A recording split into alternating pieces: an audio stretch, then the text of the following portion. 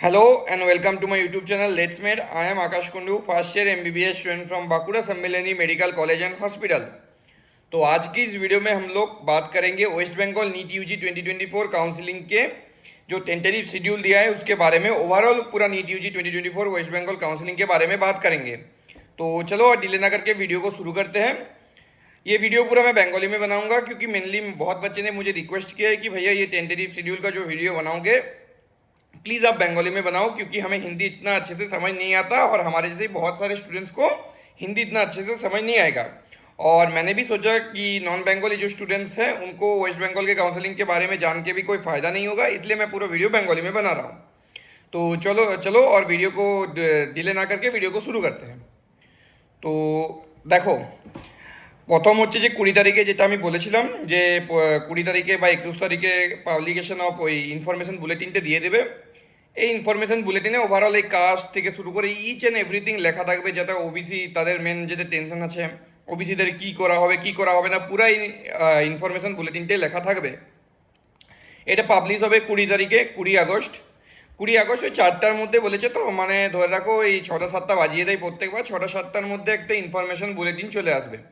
Information bulletin আসার পরেই কি হবে যে রেজিস্ট্রেশনে ওদের মধ্যে ওভারঅল সব লেখা থাকবে কি কি ইচ অ্যান্ড এভরিথিং, মানে কি কি ডকুমেন্টস থেকে শুরু করে ইচ অ্যান্ড এভরিথিং সব লেখা থাকে। ওইটারও আমি ভিডিও বানিয়ে দেবো সিম্পলিফাই করে, সামারি করে। দেন হচ্ছে online registration by candidates qualified through NEET UG 2024, এটা হবে 21 তারিখেই।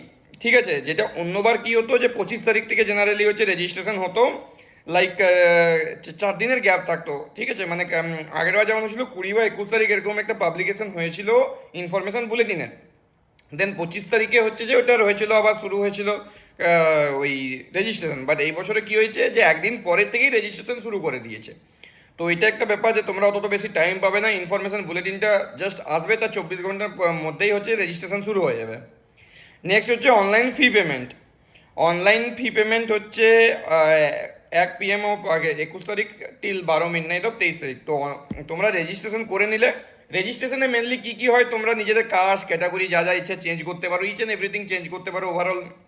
দেন ফিজ পেমেন্ট করে তোমার একটা ইনফরমেশন স্লিপ, মানে একটা ওই স্লিপ জেনারেট হবে, যেই স্লিপে তোমাদের লেখা থাকবে যে তোমাদের ফিজিক্যাল ভেরিফিকেশনটা কোথায় হবে। ঠিক আছে, তো কলকাতার 5টা, এবং তোমরা চুজও করতে পারো যে কলকাতায় নেবে নাকি নর্থ বেঙ্গল মেডিকেল কলেজ এইসব এই জায়গায় হচ্ছে যে ফিজিক্যাল ভেরিফিকেশনটা প্রেফার করবে। তো অ্যাট প্রেজেন্ট 6টা মেডিকেল কলেজেই ফিজিক্যাল ভেরিফিকেশন হয়। তো আরজি করে মনে হয় না যে এবছর ফিজিক্যাল ভেরিফিকেশন হবে। বাকি 4টা মেডিকেল কলেজ আর নর্থ বেঙ্গল মেডিকেল কলেজ, আর মনে হয় এখনও কোনো ঠিক নেই। মেবি সাগর দত্ততে শুনছিলাম যেটুকু, যে সাগর দত্ততেও ফিজিক্যাল ভেরিফিকেশন হতে পারে, এটা কোনো সিওরিটি নেই, অনেকে বলছিল। ঠিক আছে, কারণ আরজি করে যে সিনারিও, আরজি করে মোস্ট প্রবলি এবছর ফিজিক্যাল ভেরিফিকেশন হবে না। নেক্সট হচ্ছে যে অনলাইন ফি পেমেন্ট। এবার অনলাইন ফি পেমেন্ট হয়ে গেল। অনলাইন ফি পেমেন্ট জেনারেলি 2000 টাকা হয় ফর জেনারেল, অ্যান্ড বাকি সব ক্যাটাগরিসের জন্য 1500 টাকা হয়। নেক্সট হচ্ছে যে সাকসেসফুল ধরো রেজিস্ট্রেশন করে নিলে আর ফি পেমেন্ট হয়ে গেল। এরপরে কি হবে যে ফিজিক্যাল ভেরিফিকেশন, যেটা হচ্ছে যে সবাইকার হয়। ফিজিক্যাল ভেরিফিকেশন হচ্ছে যে টাইমটা দেওয়া হবে, ফিজিক্যাল ভেরিফিকেশন অনেক জলদি করে দিচ্ছে, প্রচুর জলদি এরা ফিজিক্যাল ভেরিফিকেশন করে দিচ্ছে। তোমরা দেখতে পাচ্ছ, মানে অন্যবার অ্যাটলিস্ট টাইম দিত, মানে 3টা স্লট কমপ্লিট হওয়ার পরেই ওরা হচ্ছে যে 3টা মেডিকেল, মানে অনেক জলদি জলদি করে কাউন্সিলিংটা করাচ্ছে। লাইক অন্য বছর আগে পুরো রেজিস্ট্রেশন কমপ্লিট হতো, দেন তারপরে ফিজিক্যাল ভেরিফিকেশন শুরু হতো। এবার রেজিস্ট্রেশন চলাকালীনই ফিজিক্যাল ভেরিফিকেশন করাচ্ছে। তো লাইক 21 তারিখে তোমার রেজিস্ট্রেশন করালে 21 তারিখে রেজিস্ট্রেশন করালে তোমার 22 তারিখেই ফিজিক্যাল ভেরিফিকেশন হবে, মানে প্রচুর স্পিড হবে প্রসেসটা। তোমরা কোনো কিছুরই কিন্তু টাইম পাবে না, মানে সেইভাবে ভালোভাবে টাইম পাবে না। 21 তারিখের জন্য ভালোভাবে তোমরা রেডি থাকো। 21 তারিখে তোমাদেরকে ডমিসাইল থেকে শুরু করে ইচ এনে ডমিসাইল বানিয়ে রেখেছো, ডমিসাইল ওরা আগের থেকে দিয়ে দিচ্ছে। মেডিকেল সার্টিফিকেটটা এখনও দেয়নি, বাট ওই প্রফুল্ল চন্দ্র সেন গভর্নমেন্ট মেডিকেল কলেজের একটা এসছে। বাট আমি বলবো যে একবার ওয়েবসাইটে আসুক, বাই চান্স যদি কিছু চেঞ্জ করে কেউ তো জানে না, বাট মোস্ট প্রবলি অমনিই থাকবে।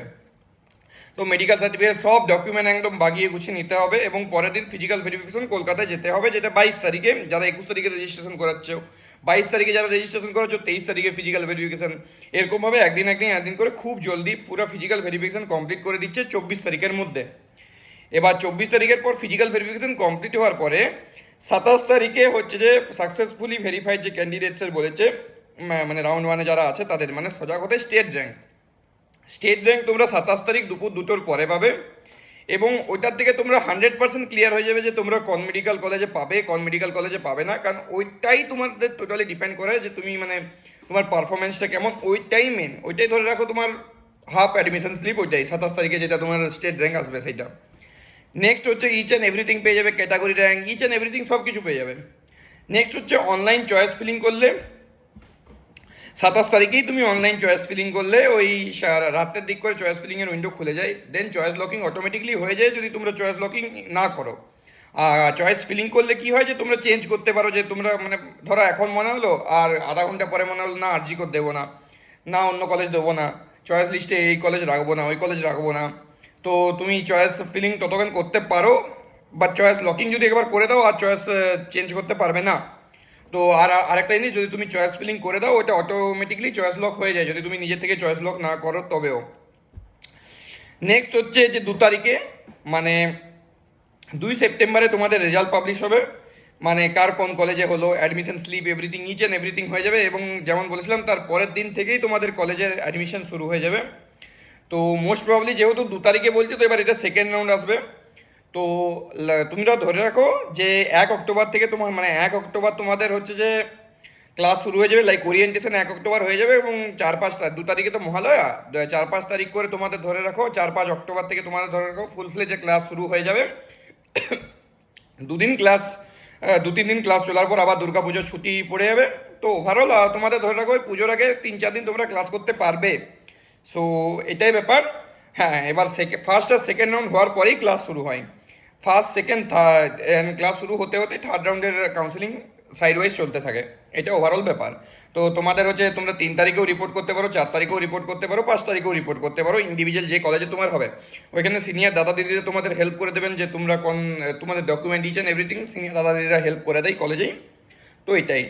তো চলো, তোমাদেরকে আশা করি পুরোটা বুঝাতে পেরেছি। তো আজকের জন্য ভিডিওটা এতটাই থাকুক, ততক্ষণ please subscribe, like, share and subscribe to my YouTube channel let's made. Thank you, bye by.